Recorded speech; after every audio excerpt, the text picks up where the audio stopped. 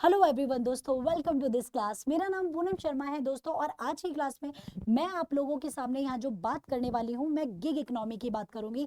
यानी कि कुछ गिग वर्कर्स की मैं बात करने वाली हूँ कि गिग इकोनॉमी क्या होती है, या इंडिया के अंदर ये गिग इकोनॉमी का इतना ज़्यादा प्रचलन क्यों चला हुआ है।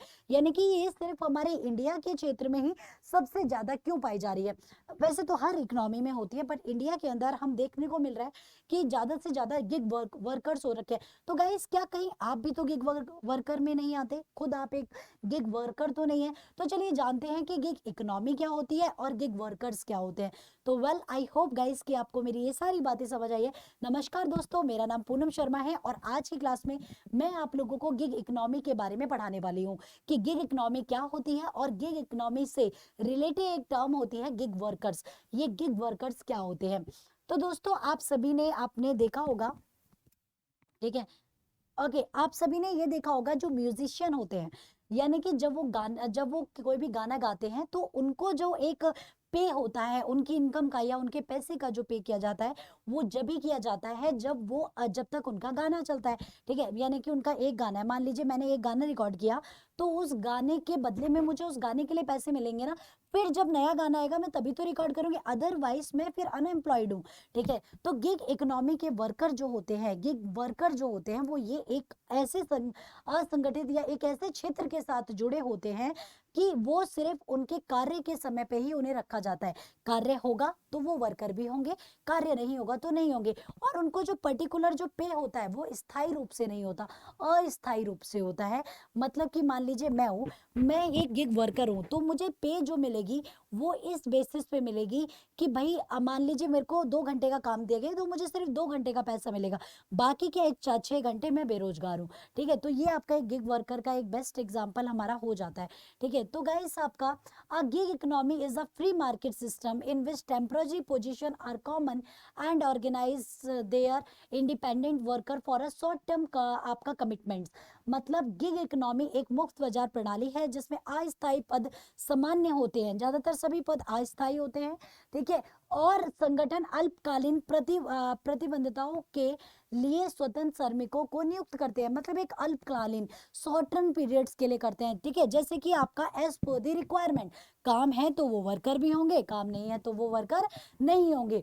The term gig is slag word for the job that last a specific period of time.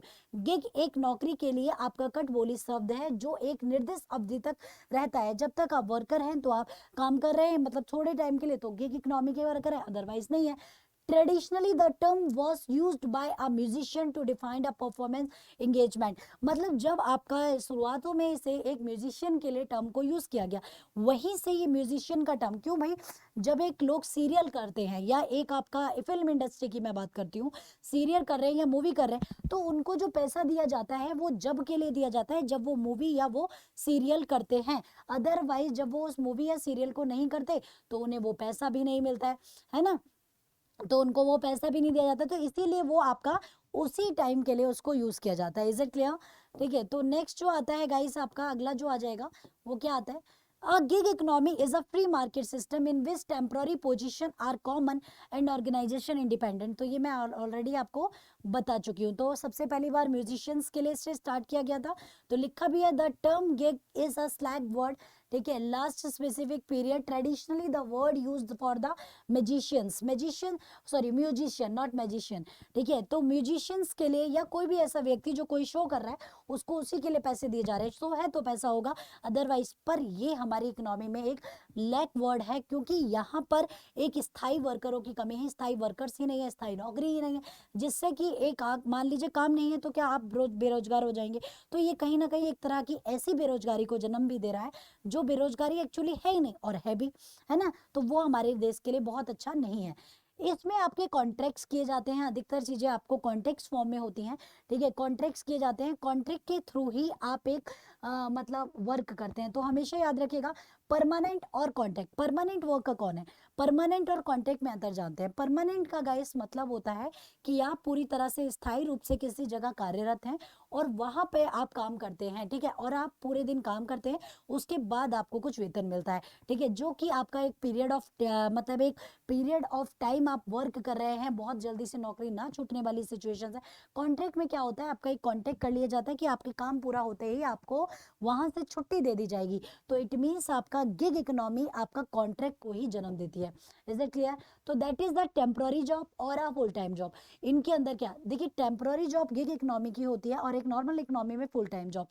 Temporary job आपके वो हो गए, जैसे कि आपका टेम्पररी जॉब गाइस क्या हो गया, क्या हो गया कि टेम्पररी जॉब, मान लो आपको काम है तो आप पे जॉब है, काम नहीं है तो आपके पास जॉब नहीं है। अगला आता है गिग इकोनॉमी का हिस्सा कौन है। आज की डेट में अगर मैं बात करूं तो गिग इकोनॉमी का हिस्सा कौन है, तो वो हर व्यक्ति जो आपका एक स्थायी जॉब में नहीं जुड़ा हुआ, वो सब गिग इकोनॉमी का ही हिस्सा है, ठीक है। तो यहाँ पे गाइस पहला आता है गिग इकोनॉमी, कंपनियां कर्मचारी और उपभोक्ताओं से बनी है। सभी गिग वर्कर एक जैसे नहीं होते, उनमें निम्नलिखित शामिल होते हैं। फ्रीलांसर जिन्हें प्रति कार्य भुगतान किया जाता है, जैसे कि फ्रीलांसर वो भी गिग इकोनॉमी के ही वर्कर होते हैं, उन्हें प्रति आपका कार्य के लिए ही भुगतान किया जाता है, मतलब जितना काम करेंगे उतना उनको भुगतान किया जाएगा, ठीक है। तो दूसरा जो आता है स्वतंत्र ठेकेदार, जो काम करते हैं और अनुबंध से अनुबंध के आधार पर भुगतान प्राप्त करते हैं, मतलब स्वतंत्र ठेकेदार काम करेंगे, आपके कॉन्ट्रैक्ट रिन्यू होते जाते हैं, ठीक है, उस तरीके से। अगला आता है परियोजना आधारित श्रमिक, कोई भी परियोजना चल रही है, मान लो रोड परियोजना मिल गई है, रोड बनाने का काम मिल गया, काम खत्म, वो उनका भी काम खत्म, यानी कि उनका रोजगारी खत्म। अस्थायी भाड़े जो निश्चित समय के लिए नियोजित किए जाते हैं, अस्थायी भाड़ा, मान लो कोई भाड़े की चीज आप ले रहे हैं तो। इसके बाद अंशकालिक कर्मचारी जो पूर्णकालिक घंटों से कम काम करते हैं, मतलब आपका पार्ट टाइम वर्कर्स, अंशकालिक मतलब पार्ट टाइम, पूर्णकालिक मतलब full time. Part time worker, मान लीजिए मेरी मेरी कैपेबिलिटी आपका 8 घंटे की है या 10 घंटे काम करने की है, बट उसी की जगह मैं 3 या 4 घंटे काम कर रही हूँ, तो अंशकालिक कर्मचारियों को भी जन्म देता है। सो वेल गाइस, आपको ये समझ आ गया होगा कि गिग इकोनॉमी वर्कर क्या होते हैं और गिग इकोनॉमी क्या होती है। गिग इकोनॉमी का ही एक पार्ट होते हैं गिग इकोनॉमी के वर्कर, जो पूरी तरह से आपका स्थायी इकोनॉमी नहीं है, ठीक है। So well I hope guys ये सारी चीजें आपको समझ आ गई होंगी। तो अभी के लिए मैं आपसे विदा लूंगी, तो आई थिंक उम्मीद करूंगी कि आपको ये समझ आए। अगर अच्छा लगा तो लाइक करना, शेयर करना, अपने दोस्तों के साथ भी सब्सक्राइब करना। Thank you so much guys.